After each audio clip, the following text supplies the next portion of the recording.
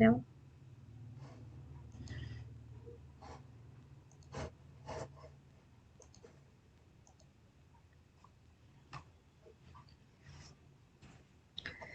चलिए आज हमारा नीति शतक चैप्टर फिनिश हो रहा है।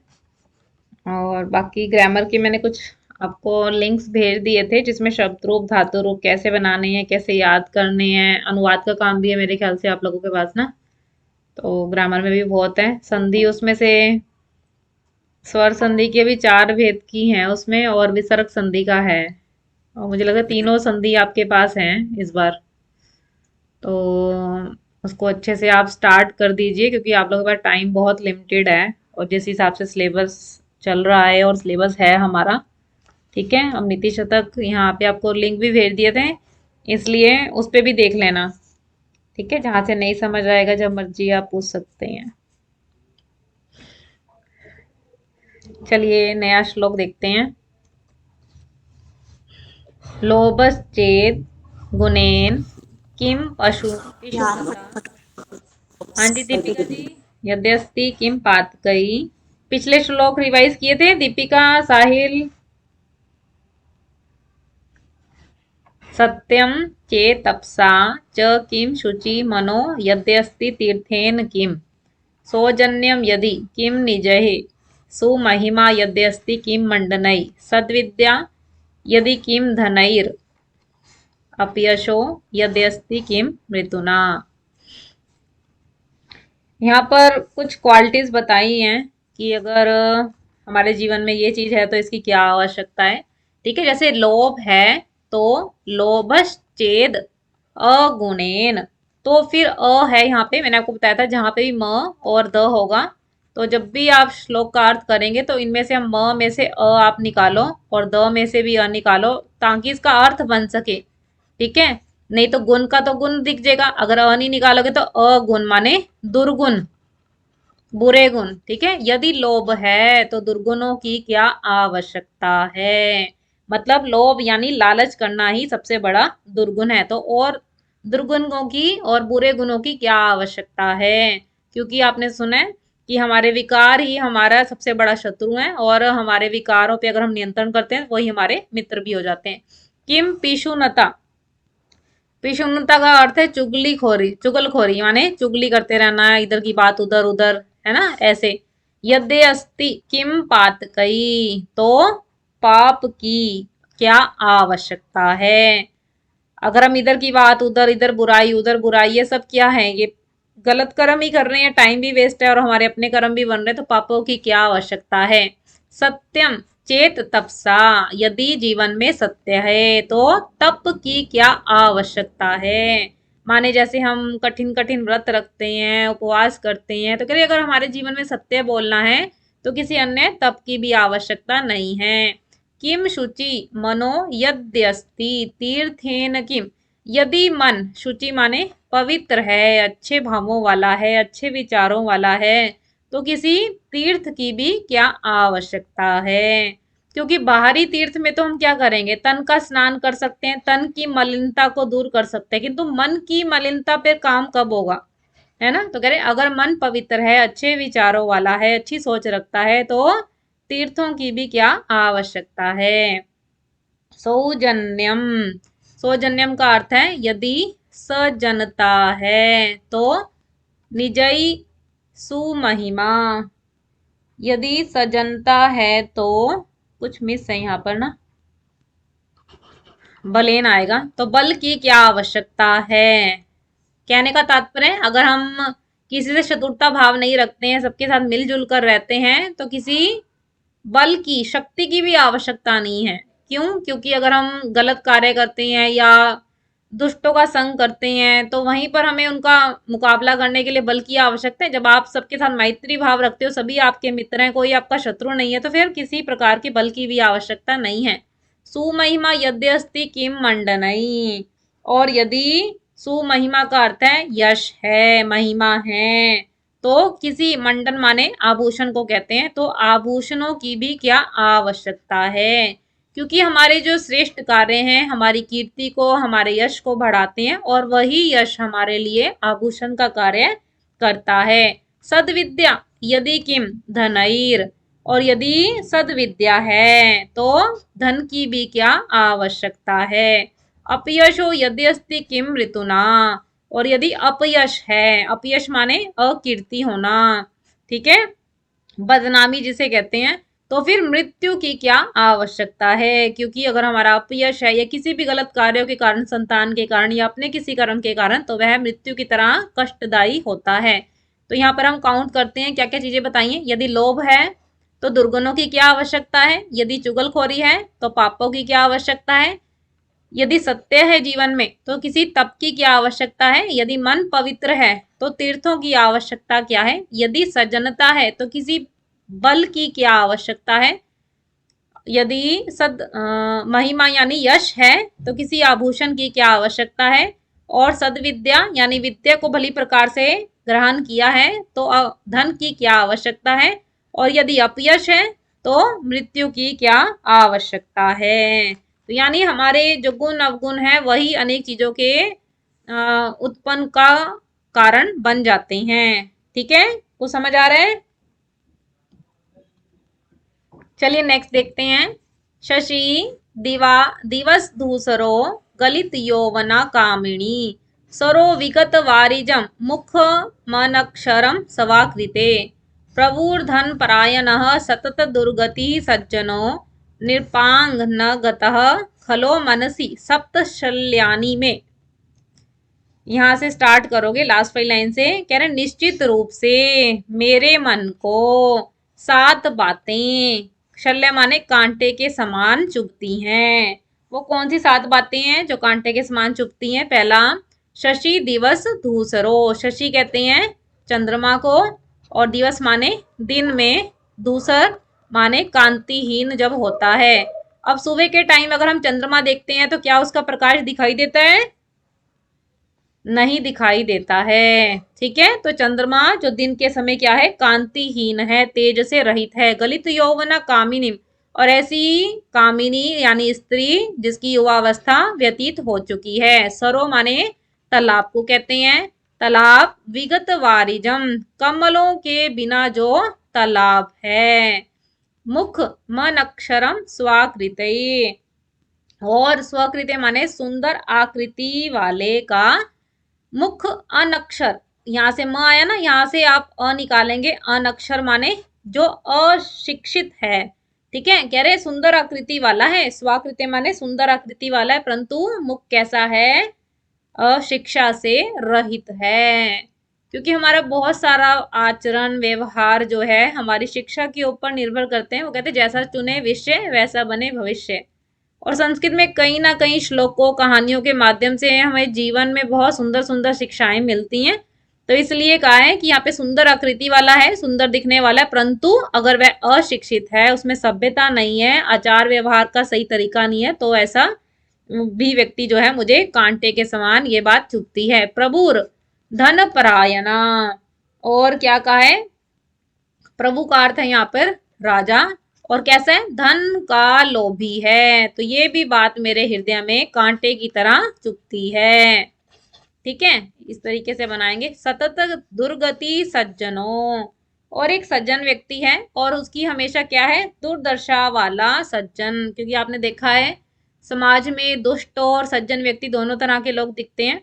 एक व्यक्ति बहुत मेहनत करता हुआ कार्य करता दिखेगा, परंतु उसकी जो उन्नति की ओर देखेंगे तो वह उन्नति हमें नहीं दिखती। और एक दुष्ट व्यक्ति गलत तरीके से अपने कार्यों को सिद्ध करता है और उसकी हमें उन्नति, उसकी प्रगति हमें दिखाई देती है। परंतु इसलिए कहा है ये सज्जन, एक अच्छा व्यक्ति जिसकी दशा जो है दुर्दशा में है, माने दुर्दशा को प्राप्त हुआ सज्जन व्यक्ति भी, ऐसा व्यक्ति भी मेरी मन में ये बात जो है कांटे की तरह चुभती है कि जब एक अच्छा व्यक्ति है तो उसके जीवन में अच्छा क्यों नहीं घटित हो रहा। निरपांग न गतः, और राजा का अनुग्रह रखने वाला कौन, खल माने दुष्ट व्यक्ति जो है। ये 7 चीजें हैं जो मेरे मन को कांटे के समान चुभती हैं। एक चंद्रमा यानी दिन में उसकी कोई कांति नहीं है, तेज से रहित है। गलित यौवना कामिनी, ऐसी स्त्री जिसकी युवावस्था व्यतीत हो चुकी है। सर का अर्थ है सरो माने तालाब जिसमें कमल के फूल नहीं है। क्योंकि एक तालाब, एक सरोवर की सुंदरता किसके साथ है, फूलों के साथ है, कमलों के साथ है। और अगर उसमें फूल ही नहीं है कमल के, या कोई अन्य भी नहीं है, तो यहाँ पर वारिजम वैसे कमल के लिए लगाया गया। ठीक है। मुख मन अक्षर स्वायकृत, सुंदर आकृति वाला मुख है परंतु अशिक्षित है। राजा कैसा है? धन का लोभी है और सज्जन व्यक्ति जो हमेशा दुर्दशा को प्राप्त हुए, तो ये। और सातवां था नृप नृपांग नगतः खल, और राजा का अनुग्रह प्राप्त करने वाला दुष्ट व्यक्ति। तो ये 6-7 बातें जो हैं मेरे हृदय में कांटे के समान चुभती हैं। तो इस प्रकार आपने इस श्लोक को एक्सप्लेन करना है। चलिए नेक्स्ट देखते हैं। ना कश्चित चंड कोपानात्म मियो नाम भुभुजाम होतारमपि जुहानम स्पृष्टो दहति पावकः। ना कश्चित चंड कोपानाम, यहां से निकालो आत्मियो नाम भुजाम, इसका अर्थ है राजा। राजा कैसा है? चंड माने कोपात, क्रोध के कारण बहुत अधिक क्रोधित है। ठीक है। बहुत अधिक क्रोध करने वाला राजा का भी आत्मियों कोई अपना नहीं होता है। यहाँ पे मेन बात आपको बताइए, क्रोध की स्थिति है। क्रोध को एक अग्नि की तरह भी कहा गया है, और जिसमें एक व्यक्ति खुद भी जलता है और दूसरे भी जलते हैं, जो भी इसके संपर्क में आते हैं। और ऐसे व्यक्तियों से हम क्या करते हैं? दूरी बनाकर रखते हैं कि इसको बहुत जल्दी गुस्सा आ जाता है, ऐसे बंदे से दूर रहना चाहिए। तो ऐसे राजा की बात की गई है कि बहुत अधिक क्रोध करने वाले राजाओं का भी कोई अपना नहीं है। माने क्रोध करने वाला कोई अपना नहीं होता, क्योंकि क्रोध से सभी बचना चाहते हैं, क्योंकि क्रोध एक अग्नि है जिसमें व्यक्ति स्वयं भी जलता है, दूसरों को भी जलाता है, और ऐसे मित्रों या व्यक्तियों का संग जो है हम नहीं चाहते हैं। होतारमपि जुहानम स्पृष्टो दहति पावक, पावक कहते हैं आग को। कह रहे हैं यहाँ पे होतारम हवन करने वाला। जुहान का अर्थ है आहुति डालने वाला। कह रहे हैं यहाँ पर आहुति डालने वाले हवन कर्ता को भी पावक माने अग्नि जो है जला देती है। जब हवन यज्ञ होते हैं उसमें अगर हम ध्यान से आहुति ना डालें तो वह हवन करता, यानी जो हवन चल रहा है तो उसमें भी जो आहुति डाली गई है तो वह आहुति क्या है? आग पकड़ सकती है, यानी जला सकती है। तो यहाँ पे प्रथम पंक्ति में क्रोध की बात की गई है, और उसका एग्जाम्पल हमें उसके साथ दिया है कि जैसे कि आग है, आहुति डालने वाले हवन कर्ता को भी स्पृष्टो दहती माने जला देती है। ठीक है। चलिए नेक्स्ट देखते हैं। मौनान मूकः प्रवचन पटुर्वार्तुलो जल्पको वा दृष्ट पार्श्वे वस्ति च तदा दूरतश्च प्रगल्भः शान्तया भीरुर्यदि नासहते प्रायशो नाभिजातः सेवाधर्मः परम गहनो योगिनामप्यगम्यम् गम्यः। मौनान मुको, यहाँ पे ना सेवा धर्म के बारे में बात की है कि सेवा का धर्म क्या है? परम गहनो, बहुत अधिक कठिन है। योगी नाम, अमाया ना, फिर इसमें से निकालो अपी बनेगा और फिर बनेगा अगम्य। योगियों के लिए भी जानने योग्य नहीं है। कैसे? एक सेवा, जो भी सेवा करता है, चाहे वो हमारे घर में लगा हुआ सेवक हो या किसी भी प्रकार की सेवा कर रहा है, कह रहे मौना नमूक प्रवचन, यदि वह सेवक मौन रहता है तो उसे हम क्या कहते हैं? मूक माने गूंगा कह देते हैं। पटुर वार्तलो जल्पको वा, और यदि वह पटु बहुत अधिक बातूनी है, बहुत अधिक बोलता है, तो उसे वार्तुलो माने बातूनी कह देते हैं, या फिर जल्पको माने व्यर्थ ही बोलता रहता है, व्यर्थ बातें करने वाला, तो उसे हम व्यर्थ बोलने वाला। यहाँ पे अब लगाते जाएं। अगर मौन रहता है सेवक तो गूंगा, अगर बोलता है तो बातूनी या व्यर्थ बोलने वाला उसे कहा जाता है।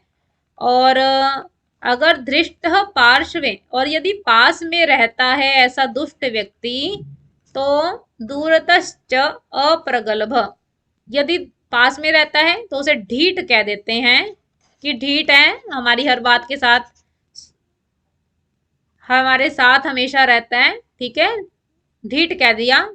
दूरतश्च अप्रगल्भ, और अगर वह दूर रहता है तो उसे हम क्या कहते हैं? अप्रगल्भ का अर्थ है अकुशल। ठीक है, यह सेवक क्या है? अकुशल है। शांतया भीरूर यदि, और यदि शांत रहता है तो उसे भीरू का अर्थ है डरपोक कह दिया जाता है। न सहते प्रायशो ना भी जाता, और अगर सहन नहीं करता किसी बात को तो हम कहते हैं ना भी जाता, ये अच्छे कुल का नहीं है, माने इसके अच्छे संस्कार नहीं है, ये कैसे बातें करता है। ठीक है, तो इस तरीके से हम यहाँ पर ये 6 गुण, 6 हो गए सेवक के कार्य हैं जो बड़े ही कठिन बताए गए हैं। दोबारा देखते हैं, लास्ट लाइन से शुरू किया कि सेवा का धर्म परम गहनो, गहन का अर्थ है बहुत अधिक कठिन है, योगी नाम अपनी गम्यम, और योग्यों के लिए भी जानने योग्य नहीं है। कैसे? जिस प्रकार एक सेवक है अगर मौन रहता है तो उसे गूंगा कह देते हैं। प्रवचन पटु, यदि बात करने में बहुत अधिक बोलता है तो बातूनी या फिर जल्पकोवा या फिर व्यर्थ बोलने वाला कह दिया जाता है। दृष्ट, यदि ढीठ है तो नहीं, यदि पार्श्ववस्ती, यदि पास में रहता है, मतलब वो सेवक आसपास मंडराता रहता है, आसपास बैठा रहता है तो ढीठ कहते हैं। और दूरतश, अगर अगर दूरी बना के रखता है तो कहते हैं अकुशल है, कुछ नहीं आता जाता है इसको। शांतया, और यदि शांत रहता है तो डरपोक कह देते हैं, और अगर सहन नहीं करता तो अच्छे कुल वाला कह देते हैं। तो इस प्रकार सेवा का धर्म क्या है, बहुत अधिक कठिन है, जो योगियों के लिए भी जाना नहीं जा सकता है। इस प्रकार एक्सप्लेन करेंगे। और नेक्स्ट श्लोक देखते हैं अब हम। आरंभ गुरुवी शयनी क्रमेण लघवी पुरा वृद्धिमती च पश्चात दिनस्य पूर्वार्ध परार्ध भिन्ना छाएव मैत्री खल सजना नाम। यहाँ पर मित्रता के बारे में वर्णन है। खल माने दुष्ट व्यक्ति की मित्रता और सज्जन माने एक अच्छे व्यक्ति की मित्रता। इसकी तुलना की है, वो कैसी है, छाया के समान है।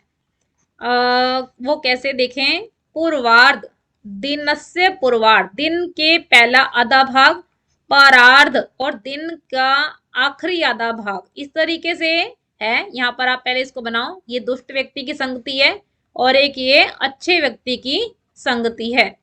ठीक है, और इसकी हमने कंपैरिजन किया है। यहाँ पर इसकी संगति है दिन के आधे भाग के समान, यानी सुबह वाला जो हिस्सा है। ठीक है, और यहाँ पर हमने अच्छे व्यक्ति की संगति के साथ किया है दिन का दूसरा आधा हिस्सा। ठीक है, तो यहाँ पर उसमें भी हमने तुलना की है, छाया के समान इसको बताया है। कैसे? जैसे दुष्ट व्यक्ति की मित्रता क्या होती है, पहले बहुत अधिक होती है, पहले हमें अधिक दिखेगी। ठीक है, 2 स्थितियां देख लेते हैं, पहले और बाद की। और बाद में उस दुष्ट व्यक्ति की जब उसका कार्य सिद्ध हो जाता है तो निकल जाता है, तो उसकी संगति जो है, यानी उसकी जो मित्रता है वह कम हो जाती है। ठीक है, और अगर हम अच्छे व्यक्ति की संगति देखें तो आप देखते हो हमारे जीवन में बहुत कम लोग होते हैं। अच्छे मित्रों का संग, अच्छे व्यक्तियों का संग, संत महापुरुषों का संग, ये बहुत हमारे कोई पुण्य कर्म होते हैं तभी हमें ऐसे व्यक्तियों की संगति मिलती है। ठीक है, तो उन व्यक्तियों की संगति पहले कैसी होती है, पहले कम होगी, आपको दिखेगी। ठीक है, और बाद में धीरे धीरे अधिक होनी शुरू हो जाएगी। तो इस तरीके से आपको यहाँ पे बताया है। और क्या कहा है, जैसे छाया, छाया के साथ तुलना की है कि पहले जब आप दिन के हिस्से में देखो, यानी सुबह वाला हिस्सा देखो जो ब्रह्म मुहूर्त से माना जाता है, ब्रह्म मुहूर्त से कहा जाता है, माना नहीं जाता है ही है। ठीक है, तो उस समय छाया देखो आप अधिक होती है। तो ये हमारी दुष्ट व्यक्ति की संगति है जो पहले अधिक दिखती है। और बाद में क्या होता है, 10-11 बजे आप देखते हैं धीरे धीरे धूप की मात्रा बढ़नी शुरू, धूप जो है बढ़नी शुरू होती है धीरे धीरे। ऐसे ही दुष्ट व्यक्ति की संगति कम होनी शुरू होती है। और ये है सज्जन व्यक्ति की संगति, माने दिन का दूसरा आधा भाग है। अब आप दोपहर से या शाम से काउंट करो तो पहले छाया कम दिखेगी और बाद में रात्रि तक आपको पूरी छाया दिख जाएगी, तो ये क्या है, अधिक हो जाएगी। ठीक है, तो इस तरीके से आपको एक्सप्लेन करना है। अब हम श्लोक में से समझते हैं कि सज्जनों की, दुष्ट और सज्जनों की मित्रता जो है दिन के पहले आधे भाग और दिन के दूसरे आधे भाग की छाया के समान है। आरंभ गुरुवी, दुष्ट व्यक्ति की संगति आरंभ में गुरुवी माने पहले अधिक दिखाई देती है, शयनी क्रमेण, और फिर धीरे धीरे घटनी शुरू हो जाती है। लघवी पुरा, और उसके बाद जो अच्छे व्यक्ति की संगति, लघवी का अर्थ है पहले जो है, पुरा माने पहले, कम दिखाई देगी। वृद्धि मवती च पश्चात, पश्चात माने बाद में धीरे धीरे बढ़नी शुरू हो जाती है।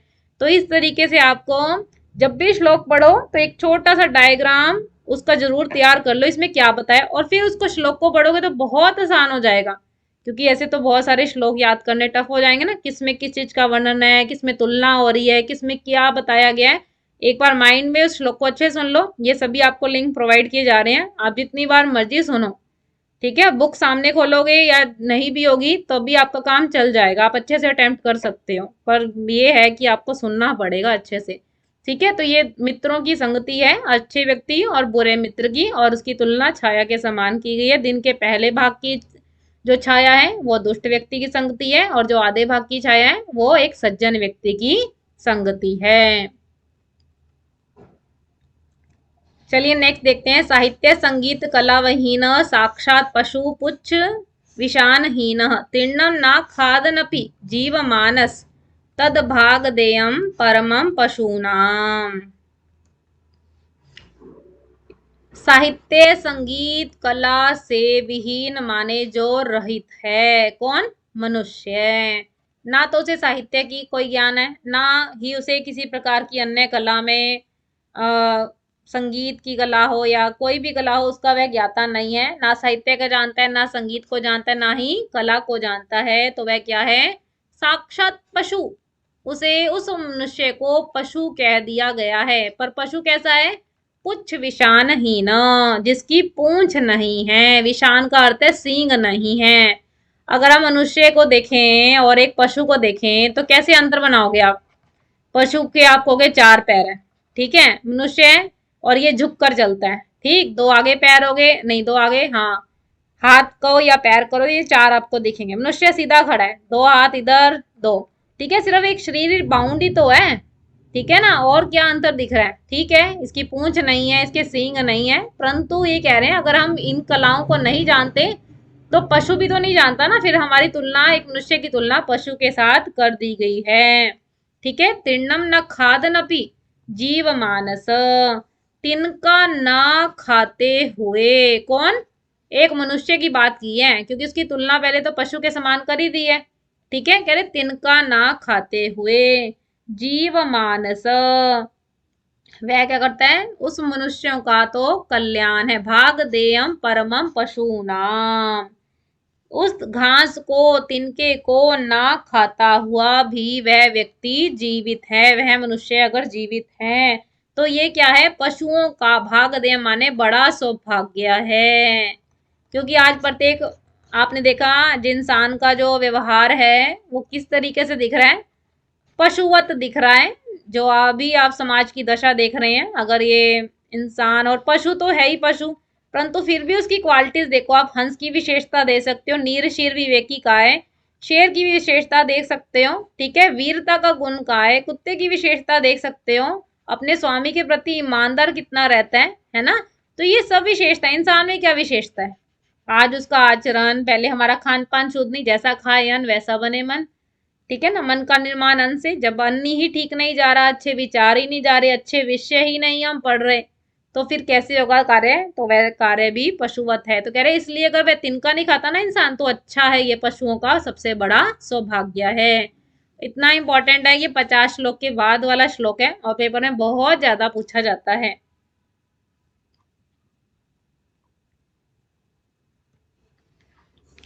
ये शाम न विद्या न तपो न दानम ज्ञानम न शीलम न गुणो न धर्म ते मृत्युलोके भुवि भारभूता मनुष्य रूपेण मृगाश्चरन्ति।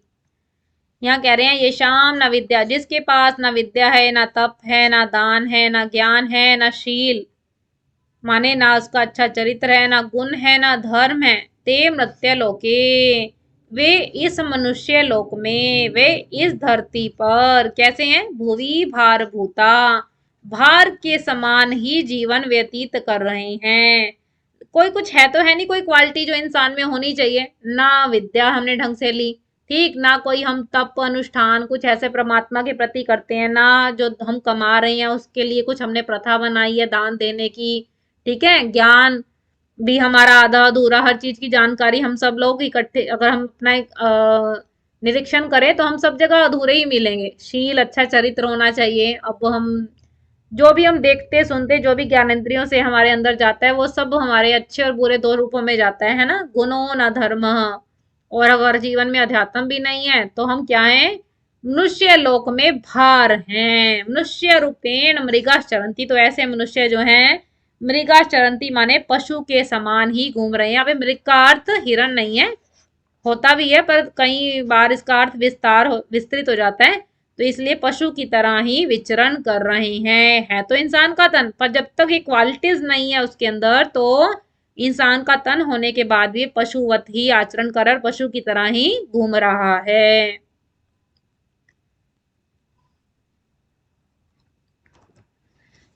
चलिए लास्ट श्लोक है। प्रारंभयते ना खलु विघ्न भयेन निचयी प्रारभ्य विघ्न विहिता विरमति मध्यमा मध्यः विघ्नई पुनः पुनरपि प्रतिहन्यमानः प्रारभ्य चोत्तम जनः परित्यजन्ति।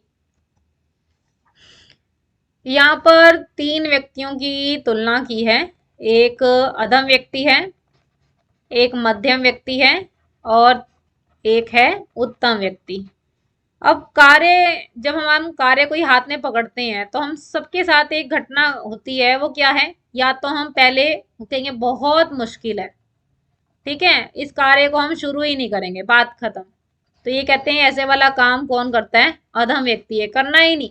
ठीक। मध्यम प्रवृत्ति का लोग क्या? कार्य आरंभ, जैसे आप सोच सकते हो नीति शतक हमने पढ़ाना शुरू किया, कार्य आरंभ कर दिया हमने, पर आरंभ करने के बाद क्या हुआ? अब बहुत सारे कारण हो सकते हैं, पर हम एंड तक नहीं रहे, यानी बीच में ही छोड़ दिया। ये है मध्यम प्रवृत्ति के लोग, बीच में ही छोड़ देना, ठीक है। और उत्तम व्यक्ति, कार्य में जितनी मर्जी बाधाएं आ जाएं, अगर करना है तो करना ही है। परंतु यहाँ पर करने का मतलब ये नहीं, यहाँ पे श्रेष्ठ कार्यों की बात की है, ठीक है। चैलेंजेस आते हैं, बहुत कठिन भी होता है कार्य, ठीक है, तो यहाँ पे बताया कि उसे एंड तक पूरा करना। तो यहाँ पे तीन व्यक्तियों की विशेषताएं हैं। प्रारब्धते ना खलु विघ्न भयन नीचई, नीचे का अर्थ है नीच पुरुष या अधम व्यक्ति जो है, विघ्नों के भय से कार्य को आरंभ ही नहीं करते हैं, कि बहुत मुश्किलें आएंगी, बहुत कठिन है, शुरू ही नहीं करना, मतलब शुरुआत ही नहीं हो पाती।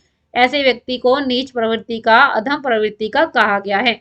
प्रारभ्य विघ्न विहिता विरमति विरमंती मध्या, और मध्यम प्रवृत्ति के जो लोग हैं विघ्न विहिता, बार बार विघ्नों के आने से दुखी हो जाते हैं। विरमती, रमंती माने कार्य को बीच में छोड़ देते हैं। आरंभ तो कर देते हैं, एक ने तो शुरू ही नहीं किया, बहुत मुश्किल है, दूसरे ने आरंभ किया, विघ्न बाधाएं। आप कोई भी श्रेष्ठ कार्य कोई भी देख लीजिए, दो ही कार्य मुश्किल है सबसे ज्यादा, एक विद्यार्थी के लिए, एक पढ़ना, और अगर हम दूसरा कहें ध्यान लगाना। आप कभी भी आजमा कर देखना, आप ध्यान लगाने बैठेंगे तो सारा कुछ हमें ऐसे याद आता है, और अगर पढ़ने बैठेंगे तो इतना कुछ, कभी मोबाइल का ही आप, बहुत सारी चीजें हैं, आप देख के खुद आजमाइए, दोनों कठिन काम कहे गए हैं, ठीक है। विघ्न ही पुनः पुनरपि प्रतिहन्य माने प्रारभ्य चो उत्तम जमा, ये बना च प्लस उत्तम जना। उत्तम व्यक्ति, श्रेष्ठ व्यक्ति, विघ्नों के बार बार आने पर, प्रताड़ित किए जाने पर, बार बार मतलब कोई कार्य शुरू कर रहे हैं, बहुत बाधाएं आ रही हैं, उसमें कार्य सिद्ध नहीं हो रहा है, फिर भी प्रारंभ हुए कार्य को परित्यजंती, नहीं छोड़ते हैं, अर्थात पूर्ण करके ही सांस लेते हैं। हमने भी नीति शतक का 6 दिन का, मतलब कल छुट्टी थी, 5 दिन का चलाया, और जिसमें हमने जो टारगेट था वो हमने कंप्लीट किया। पर इसके पहले और आखिरी 3 तक कितने लोग हमारे साथ रहे, है ना, हम अपना निरीक्षण करें। आप लोगों ने जितना भी सीखा, इन श्लोकों के माध्यम से हमारी लाइफ को हमने जीना सीखा। कई चीजें हैं जो हमें और भी मोटिवेट कर रही कि कार्य आप लो, मुश्किलें आएंगी 100%, कोई भी चैलेंजिंग काम होगा, कोई भी अच्छा श्रेष्ठ कार्य होगा, उसमें बहुत मेहनत लगेगी। या तो उसको शुरू ही ना करो, या फिर विघ्नों से, उन बाधाओं से डर जो, छोड़ के भाग जाओ, दूसरी ऑप्शन है। तीसरा है अब जो मर्जी हो जाए, काम पकड़ लिया, उसको करके ही दम लेना है। पर यहाँ पर सिर्फ बात करेंगे हम श्रेष्ठ कार्यों की। अब गलत कार्य नहीं हाथ में ऐसे लेने, और उनको भी पूर्ति के लिए बात नहीं की गई, ठीक है। तो इस तरीके से आपके श्लोक आज नीति शतक समाप्त है। और कुछ श्लोक बीच में जो कठिन या किसी भी दृष्टि से कभी आए नहीं है, तो ऐसे 3-4 श्लोक छोड़े भी गए हैं। ठीक है, अगर अभी कुछ पूछना है तो आप पूछ सकते हो।